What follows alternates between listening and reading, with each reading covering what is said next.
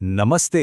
चलिए आज कुछ मजेदार इंग्लिश ईडियम्स को समझते हैं, बिल्कुल अपने देसी स्टाइल में। सुनने में ना ये ईडियम्स कभी-कभी बड़े अजीब लगते हैं, लेकिन इनका असली मतलब काफी गहरा होता है। तो शुरू करें इस सफर को। अच्छा सोचिए जरा, अगर कोई कहे it was a real kick in the teeth, तो इसका क्या मतलब हुआ? क्या सच में किसी ने दांतों पर लात मार दी? बिल्कुल नहीं। इंग्लिश के ईडियम्स ना अक्सर ऐसे ही तो कंफ्यूज करते हैं। अगर इनका वर्ड टू वर्ड ट्रांसलेशन किया तो बस मतलब का अनर्थ हो जाता है। तो आइए करते हैं इन इडियम्स का पोस्टमार्टम। एक एक करके इन क्रेजी फ्रेजेस को पकड़ेंगे और देखेंगे कि इनके पीछे आखिर मतलब क्या छिपा है। Let's decode them. सबसे पहले उन इडियम्स की बात करते हैं जो ऐसी सिचुएशंस को डिस्क्राइब करते हैं जब चीजें थोड़ी कंफ्यूजिंग या फिर सीधे सीधे मुश्किल हो जाती हैं। पहला इडियम है अ ग्रे एरिया। इसका मतलब है एक ऐसी सिचुएशन जो ना तो पूरी तरह सही है ना गलत। एक अनक्लियर सी स्थिति जहां रूल्स या आंसर्स बिल्कुल साफ नहीं होते। फॉर एग्जाम्पल, ऑफिस में किसी दोस्त से पर्सनल फेवर मांगना ये ग्रे एरिया में आ जाता है, क्योंकि ये रूल्स के खिलाफ भी नहीं है पर शायद ठीक भी ना लगे। Next up, a hair in the butter. जरा इमेजिन कीजिए, बढ़िया मक्खन लगा रहे हैं और उसमें एक बाल मिल जाए। उफ, सारा मजा खराब। बस ये इडियम ऐसी ही चैलेंजिंग सिचुएशन के लिए है जहां एक छोटी सी चीज पूरी बड़ी मुश्किल खड़ी कर देती है। मान लीजिए एकदम परफेक्ट प्रेजेंटेशन बनाई, लेकिन आखिरी मोमेंट पे प्रोजेक्टर ही खराब हो गया। That's it, that's a hair in the butter. और अब अ हेयर्स ब्रेथ। इसका मतलब है बहुत ही छोटा, एकदम छोटा सा फासला, बिल्कुल एक बाल जितना पतला मार्जिन। जब कोई चीज ना बस जरा से बिल्कुल कम अंतर से होती है, तब इसका इस्तेमाल होता है। जैसे the bike missed hitting me by a hair's breadth, यानी बाल बराबर दूरी से बच गए। पिछले ईडियम से ही जुड़ा हुआ है ये। अ हेयर ब्रेथ एस्केप, जैसा नाम से ही लग रहा है। इसका मतलब है किसी बुरी सिचुएशन से बाल बाल बचना, मतलब बिल्कुल नसीब से बचना।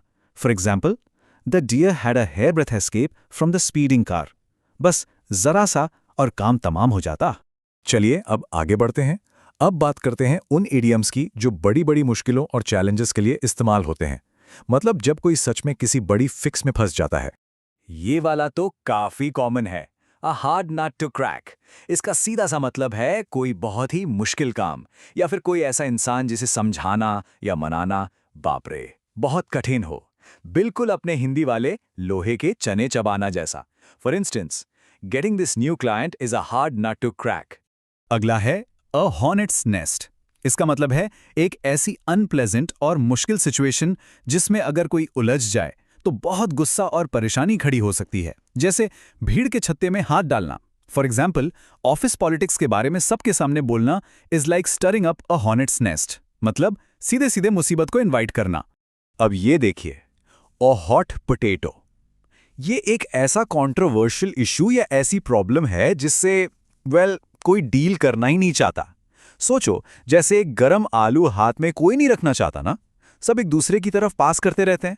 बिल्कुल वही जैसे the new tax policy became a hot potato for the politicians. Next idiom है अ हाउस ऑफ कार्ड्स। इसका मतलब है कोई ऐसा प्लान या ऐसी सिचुएशन जो बहुत ही कमजोर हो, इतनी कमजोर कि आसानी से गिर सकती है, ढह सकती है। बिल्कुल ताश के घर की तरह, एक फूंक मारो और सब खत्म। For example, their business was built on lies, it was a house of cards ready to collapse.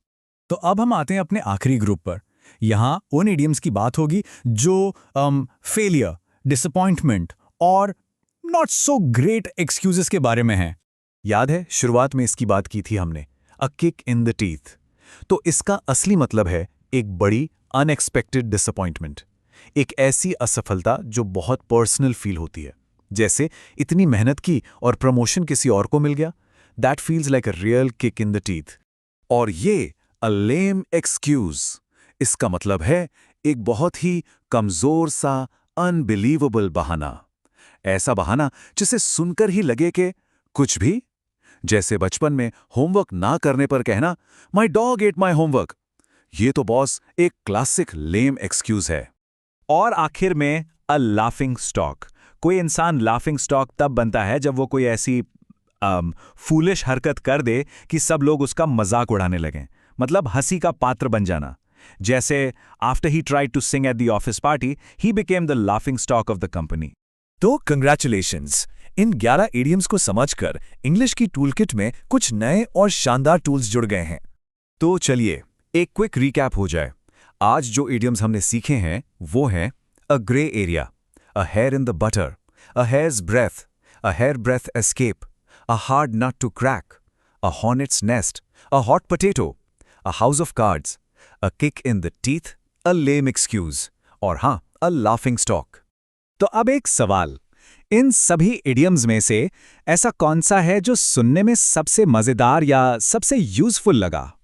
इस पर सोचना जरूर और कोशिश करनी है कि इसे अपनी अगली कॉन्वर्सेशन में इस्तेमाल किया जाए।